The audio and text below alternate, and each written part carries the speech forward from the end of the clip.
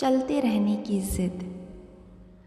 रवि पिछले 4-5 सालों से अपने शहर में होने वाली मैराथन में हिस्सा लेता था, लेकिन कभी भी उसने रेस पूरी नहीं की थी। पर इस बार वह बहुत एक्साइटेड था क्योंकि पिछले कई महीनों से वह रोज़ सुबह उठकर दौड़ने की प्रैक्टिस कर रहा था। पूरा भरोसा था कि वह इस साल की मैराथन रेस ज़रूर पूरी कर लेगा। देखते देखते मैराथन का दिन भी आ गया और धाई की आवाज़ के साथ रेस शुरू हुई। बाकी धावकों की तरह रवि ने भी दौड़ना शुरू किया। वह जोश से भरा हुआ था और बड़े अच्छे ढंग से दौड़ रहा था, लेकिन आधी रेस पूरी करने के बाद रवि बिल्कुल थक गया और उसके जी में आया कि बस अब नहीं बैठ जाए। सोच ही रहा था कि तभी उसने खुद को ललकारा, रुको मत रवि, आगे बढ़ते रहो।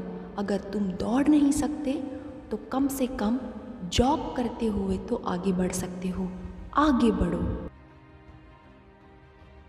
और रवि पहले की अपेक्षा धीमी गति से आगे बढ़ने लगा।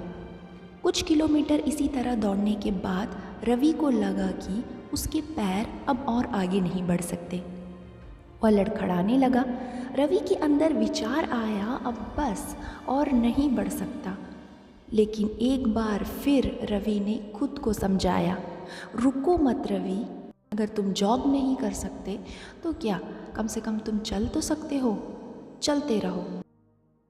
रवि अब जॉग करने की बजाय धीरे धीरे लक्ष्य की ओर बढ़ने लगा। धावक रवि से आगे निकल चुके थे और जो पीछे थे वे भी अब आसानी से उसे पार कर रहे थे। आगे जाने देने के अलावा कुछ नहीं कर सकता था। चलते चलते रवि को फिनिशिंग पॉइंट दिखने लगा, लेकिन तभी वह अचानक से लड़खड़ाकर गिर पड़ा। उसके बाएं पैर की नसें खिंच गई थी। अब कुछ भी हो जाए मैं आगे नहीं बढ़ सकता, ज़मीन पर पड़े पड़े रवि के मन में ख्याल आया। लेकिन अगले ही पल वो ज़ोर से चीखा, नहीं, आज चाहे जो हो जाए मैं ये रेस पूरी करके रहूँगा।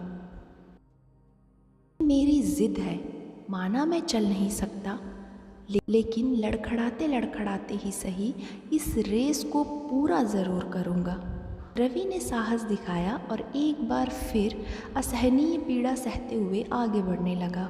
और इस बार वह तक बढ़ता रहा जब तक उसने फिनिशिंग लाइन पार नहीं कर ली।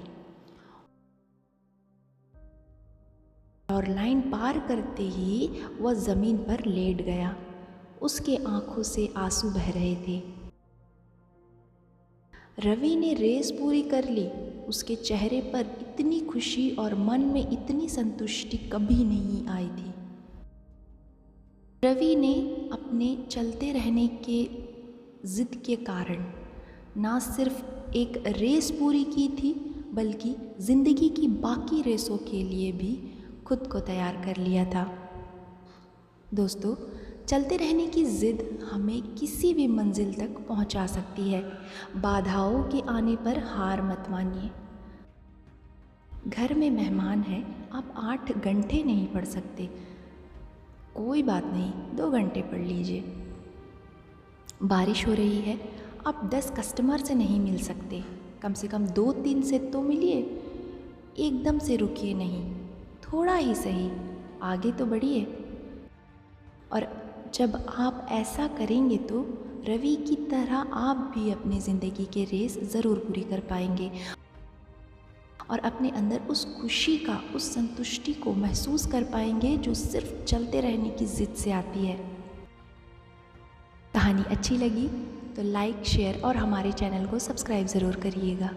कहानी सुनने के लिए धन्यवाद।